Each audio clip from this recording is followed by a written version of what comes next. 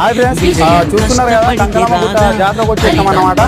So మీకు కంకలమ్మ గుట్ట మొత్తము పైన ఏముంది, దేవత ఏ దేవత ఉంది, ఎక్కడ ఏంటిది అనేసి మొత్తం మీకు చూపిస్తాను అన్నమాట.